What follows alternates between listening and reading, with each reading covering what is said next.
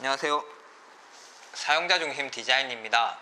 이번 영상의 체크리스트는 첫째, 토지 이용 계획 확인서상 지역이 전용 주거지역 또는 일반 주거지역이다. 둘째, 지구 단위 계획이 없고 계획도로에 접하지 않는다. 셋째, 대지 북쪽에 도로에 접한다. 넷째, 원하는 용도가 다세대 다가구 주택이다. 대지의 상황에 따라 달라지는 여러가지 건축규모 검토 고려사항들 중 어떤 것들을 내 땅에 적용해야 되는지 혼란스러워하실 예비 건축주분들을 위한 영상이니 동일하게 적용되는 건축규모 검토 고려사항이라도 빠짐없이 다루도록 하겠습니다. 이전 영상과 중복되는 내용도 있을 것이니 이 점 양해 부탁드립니다. 예비 건축주분들은 건축규모 검토 첫 번째 영상부터 세 번째 영상까지 시청을 하셨다면 체크리스트에 부합하는 케이스의 영상을 찾아보시면 될 듯 합니다.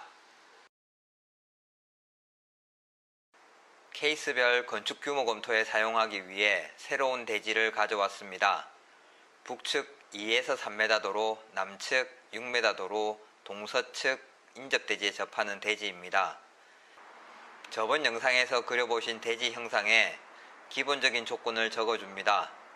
토지 이용 계획 확인원에 나와 있는 면적, 직접 구해보신 대지 공제 면적, 건폐율, 용적률의 기준이 되는 대지 면적, 도시 계획 조례에 나와 있는 최대 건폐율과 대지 면적을 곱해서 나온 면적, 최대 용적률과 대지 면적을 곱해서 나온 면적, 그리고 조금은 번거로우시더라도 트레이싱지 한 장에 대지 형상을 그려줍니다.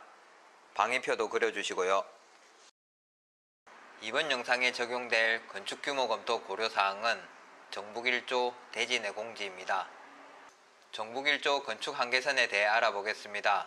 용도가 다세대 다가구 주택이기에 구조는 철근 콘크리트 벽식 구조로 층고 3m로 계산을 하면 건축물 높이 9m 이하의 3개층이 가능합니다. 1, 2, 3층은 높이 9m 이하이기에 전국방향 이격거리 1.5m, 4층은 높이 12m, 정북방향 이격거리 6m, 5층은 높이 15m, 정북방향 이격거리 7.5m. 내용은 복잡한 듯 보이지만 방안지에 간단한 도식화를 해보겠습니다. 영상을 보신 분만 알 수 있는 정북 1조 심볼을 그려줍니다. 3층은 1.5m, 4층은 6m, 5층은 7.5m. 방안지를 테이프로 고정시키시고 대지 형상이 그려져 있는 트레이싱지를 올려놓습니다. 건축규모 검토 두 번째 영상 정북 1조에서 북쪽에 도로나 공원이 있다면 반대편 경계선이 인접대지 경계선이 된다는 내용이 있습니다. 현황 도로의 반대편 경계선에서 이동하겠습니다. 건축 한계 해당 층을 표기해 주시고 인접대지 경계선이 꺾이는 부분에서 정북 1조 한계선도 꺾입니다. 꺾이는 지점에 건축 한계 해당 층을 표기해 줍니다. 각 지점을 연결해 주시고 정북 1조 건축 한계선이 그려졌습니다. 다음은 대지 내공지 건축 한계선을 그려보겠습니다. 건축규모 검토 두 번째 영상에서 다루었던 내용입니다. 다세대 다가구 주택은 퉁쳐서 인접대지 경계선에서 1m를 적용합니다. 볼펜이나 수성펜으로 그어줍니다. 이렇게 전용 일반 주거지역에서 다세대 다가구 주택의 건축 한계선을 그어보았습니다. 건축 한계선이 그려졌으니 개개인의 취향인 어떻게 지으면 좋을까에 따라 층별 면적을 계산하고 각 층별 면적을 합하시면 됩니다. 최소 기준 미만 폭의 북쪽 도로로 인해 대지 공제 면적이 발생하였고 정북 방향 1조의 기준선이 달라졌습니다. 예비 건축주 입장에서는 장점과 단점이 같이 있는 상황입니다. 대지 공제 면적으로 인해 최대 용적률의 면적이 줄어든 반면 정북 방향 1조가 미치는 건축 한계선의 기준이 달라져서 대지의 더 많은 부분을 높은 층수로 올릴 수 있습니다. 이 말은 개인의 취향에 따라 건축 설계가 진행된다고 하더라도 최대 용적률을 확보할 수 있는 경우의 수가 많아진다는 것을 의미합니다. 관련 종사자분들이 얘기하는 북쪽에 도로나 공원이 있으면 좋다고 하는 것도 무조건이 아니라 상황에 따라 단점도 있다는 것을 알 수 있으실 겁니다. 건축 규모 검토 고려 사항을 알고 계신다면 다양한 상황에 따라 응용도 가능하실 겁니다. 한 가지 덧붙이자면 대지가 남북으로 긴 형상과 동서로 긴 형상의 차이도 알 수 있으실 겁니다. 정북 1조 한계선이 영향을 주는 대지 내 범위가 차이가 많이 납니다. 이렇듯 우리가 알 수 있는 최상의 대지 조건은 4m 이상의 북측도로에 접하는 남북으로 긴 형태의 대지입니다. 그렇다고 북쪽 도로가 있느냐, 남북으로 긴 형태의 대지냐가 가치 있는 부동산이 되느냐의 절대적인 기준이 아님을 꼭 알아두셔야 합니다. 건축규모 검토는 단지 부동산 개발의 첫 시작이며 기나긴 부동산 개발 과정의 출발점일 뿐이라는 것을 아시기 바랍니다. 대지 형태가 좋다고 가치 있는 부동산이 된다는 보장도 없으려니와 대지 형태가 안 좋다고 형편없는 부동산이 되지도 않습니다. 건축 설계 전문가가 다양한 대안을 가지고 협의를 할 것이니 미리 걱정하거나 속단은 안 하셔도 됩니다. 다세대 다가구 주택을 포함한 주거를 목적으로 하는 건축의 규모 검토는 다른 용도의 건축물보다 복잡하고 고려사항도 많습니다. 다세대 다가구 주택의 세 가지 특이점은 첫째, 주차 배치가 주요 고려사항이다. 둘째, 세대별 향의 영향을 받는다. 셋째, 최대 용적률의 의미가 약하다.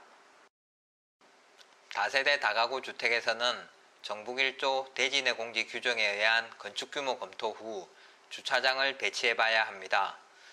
지방자치단체 주차장 조례에 나와 있는 각 세대의 전용 면적에 따른 주차 대수를 산정하고 모든 세대의 주차 대수를 합하여 소수점 올림 후 주차장을 배치하여야 합니다.